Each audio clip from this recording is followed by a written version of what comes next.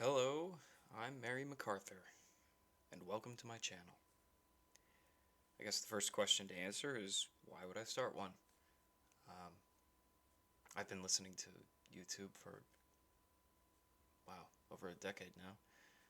I just turned 30 the other day, and I have a family of my own now. I'm building a career um, without trying to dox myself, and it'll be relevant to what I have to say here. I'm in the medical field. I'm nearly a graduated physician, and I look around the online right, or generally I look online at the state of conversation, and the theme that continues to urge me to contribute to the conversation is is this. It seems like whether we're talking from the left, from the right, those that entertain notions of being uninvolved in this dichotomy, that social reform is what is needed, that there's some kind of Herculean mass social conditioning that must take place, that my life will be okay should this institution be abolished, should this institution be led by either myself or people of my opinions, whether certain laws need to be imposed to shift human behavior more constructively in a direction that would fix everything. And then our lives would maybe not all be perfect. I think there are those who are that utopian in their vision. But there's still this insistence that the institutions must change. The institutions will change. That's the nature of things. Any cursory view of history, not that it happens by a force of nature. I'm not ignorant to the fact that institutions are little more than the collective actions of the people that occupy the positions within them. But that being said, it's people that occupy the positions that have this great influence over our lives in the modern world. So, something as an aside here that has always grated on me, especially as I gain more and more responsibility and age, is just the inhumanness of so much of the modern world. Everything is so abstracted, and let me think of a good example here. Filling out forms to be able to cast a line into a local pond and catch a fish. That there needs to be some kind of standardized form that includes surely some kind of extensive demographic information they need from you for tabulation and the keeping of statistics. How many times I have to write out where I live has always been interesting to me, annoying to me. And this is not going to change anytime soon. Doesn't matter if we continue to concede as a society to the latest left-wing cause, the latest it doesn't matter if we bring the latest recognized marginalized group to the fore and consciously and constantly for however long prioritize the recognition and validation of their life experiences, the struggles that they face uniquely. It doesn't matter if some strong man that is more to the liking of those with a more right-wing bend were to come along and to start bossing everyone around. A lot of the problems that face modern people, in my humble estimation, come down to the fact that we are not fit to carry the baton that our ancestors handed to us. This was the principal crushing realization that I had when I was 19 years old. I was at a fairly good school, had chosen unless I was going to be a professor, a pretty pointless degree to pursue, and was well on the way to achieving that degree, so it was kind of late to switch gears unless I wanted to take on even more debt. More on the fact that I accepted more debt later. But the thing I had to confront in that moment of well, what the modern American university offered me, which was in exchange for the pursuit of pointless hedonism, I could supposedly be setting myself up for a pretty average but lucrative job, was the thought. Problem is, I graduated, and confronted with the possibility of being a barista, I decided instead to tap into my family network and consider the possibility that those in my family that had gone into the medical field were not as stuck up and stodgy and arrogantly wealthy as I thought they were.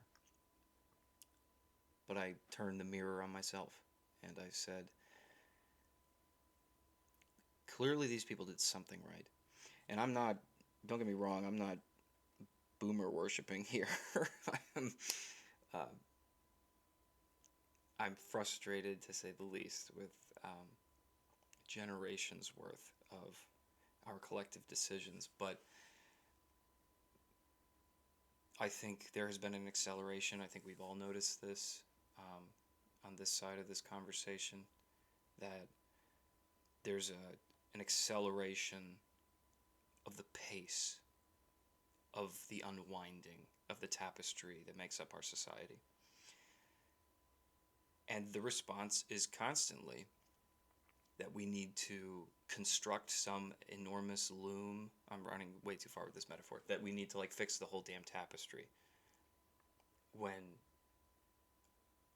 I think the answer lies in personal transformation and personal redemption. Because to take the American founding as an example, it was a group of, a few hundred men, an ocean away from their governing institutions,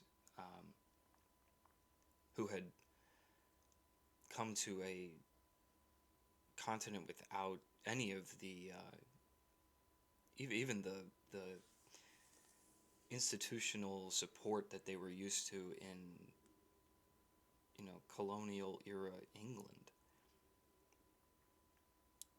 What is that, the 18th century England and before. They came to this wild place and made something of it. Humbly at first, and over time it gathered sophistication. I think we're putting the cart before the horse is what I'm trying to say.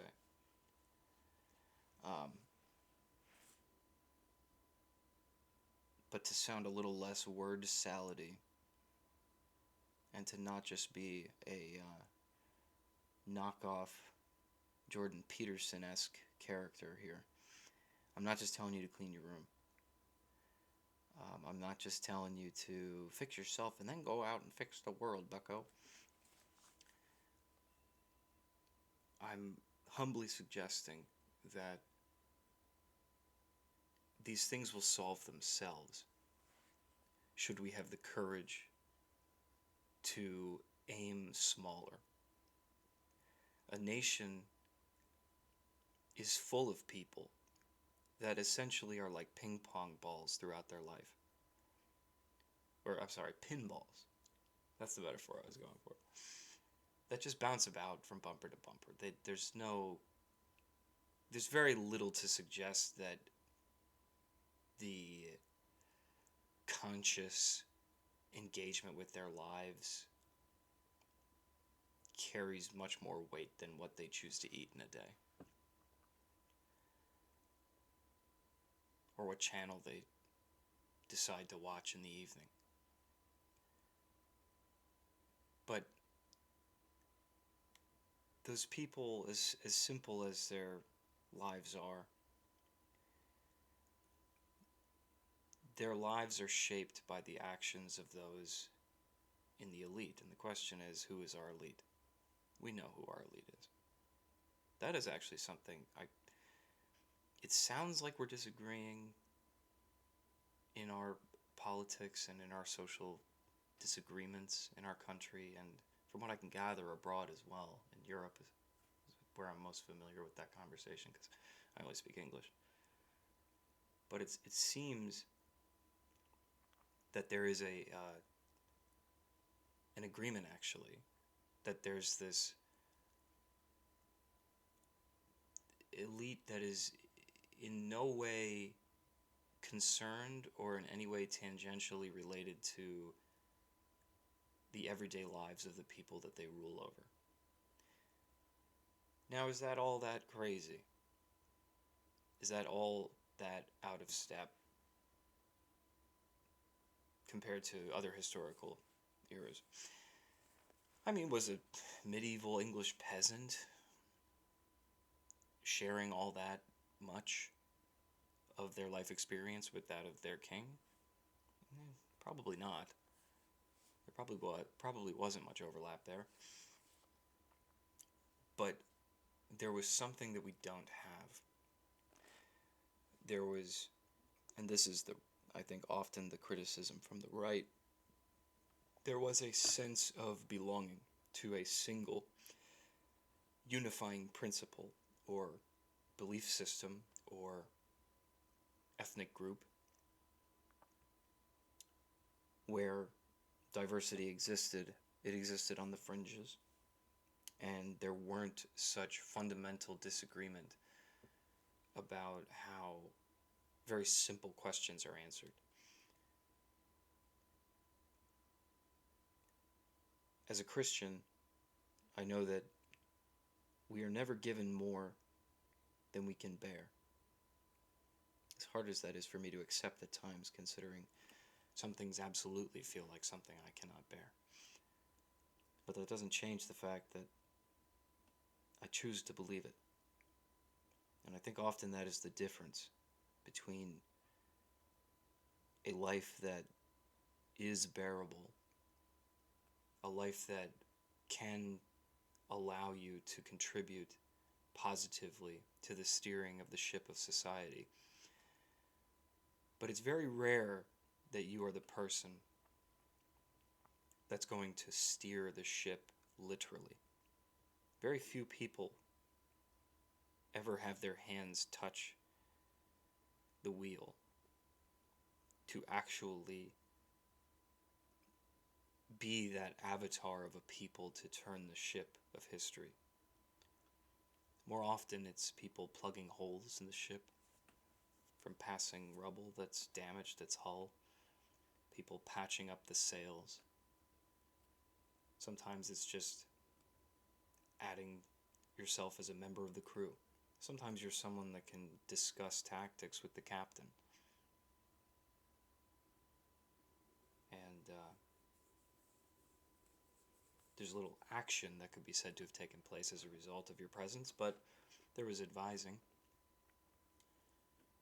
For myself, where do I find myself in this equation? Well, as I said, having turned 30 recently, almost a physician, I see myself first and foremost as a Christian. I also see myself as a father and husband, and a scientist. And so the question is, from my point of view, I have been confronted with near constant affront to my beliefs, to my ethics, in how things that could be said to be teaching me scientific facts, when in fact, the great majority of the time, less so in medical school, but I will say it's still significantly present, there's more of a focus on the manner of the interpretation of the significance of those facts.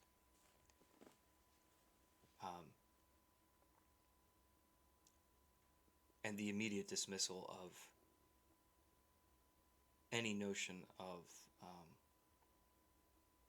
the overlap between science and belief.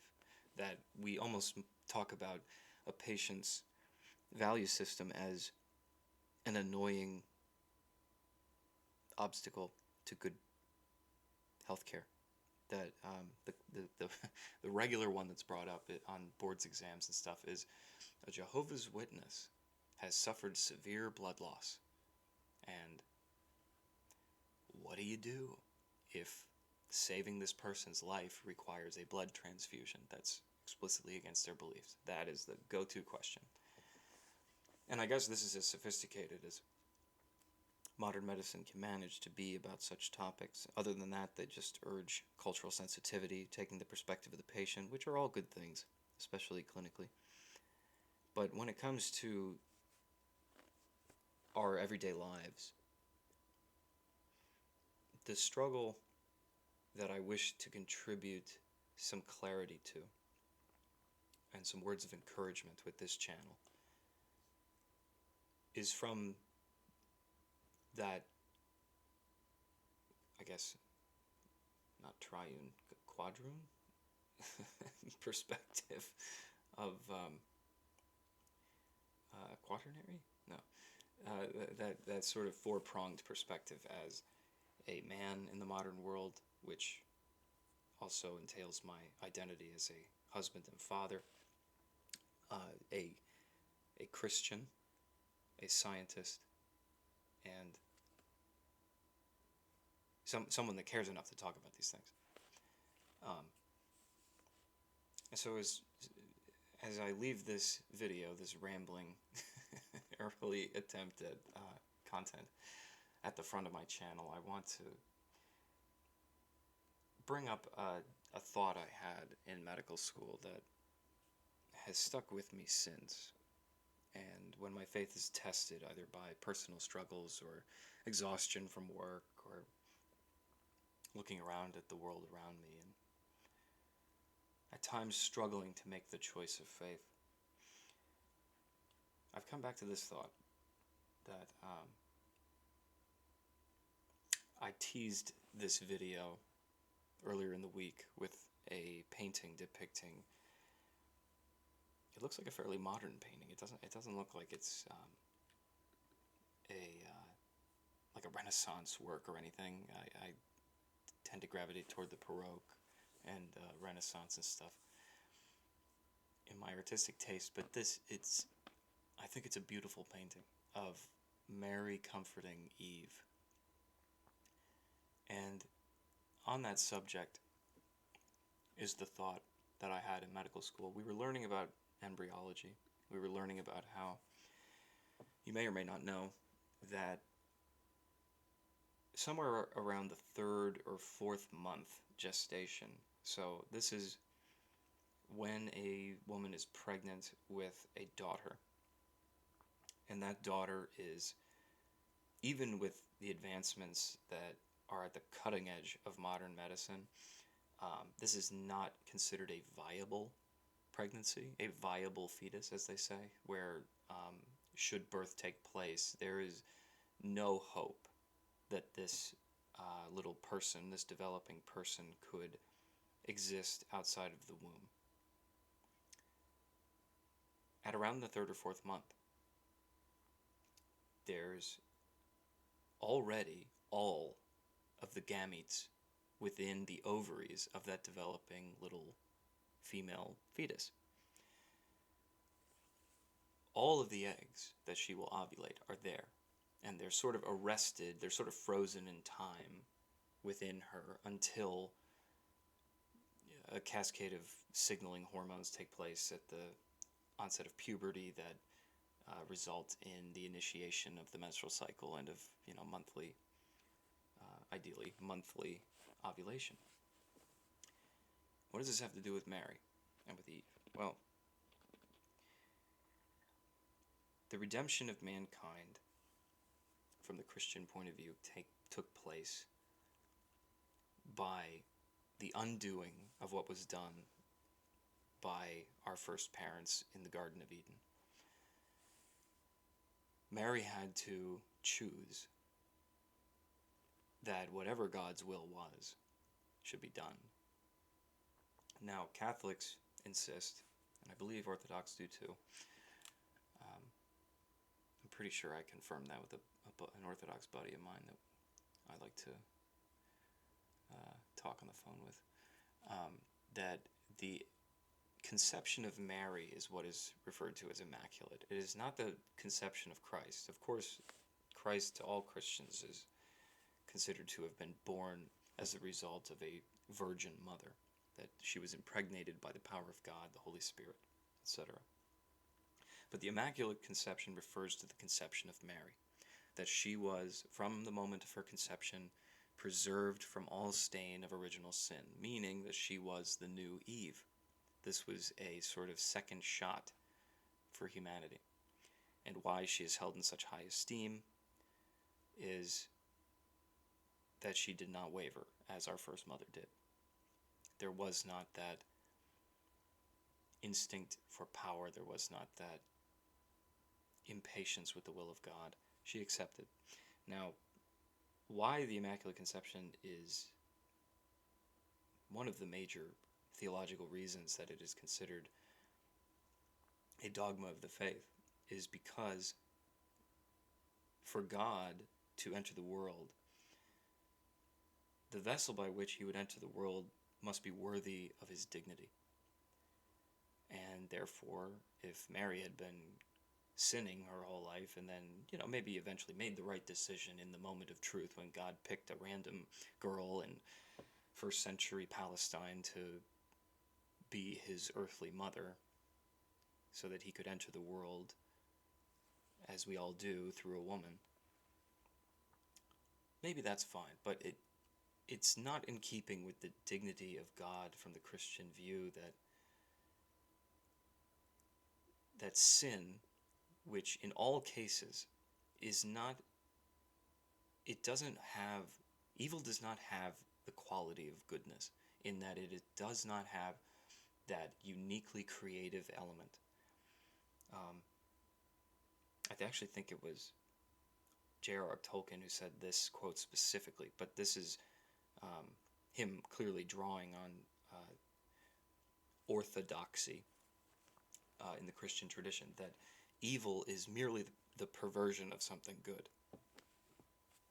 What was wrong in Sodom and Gomorrah is wrong because it was taking something good that God created and twisting it into either destructive ends, destructive means, or taking it beyond its well-ordered limits.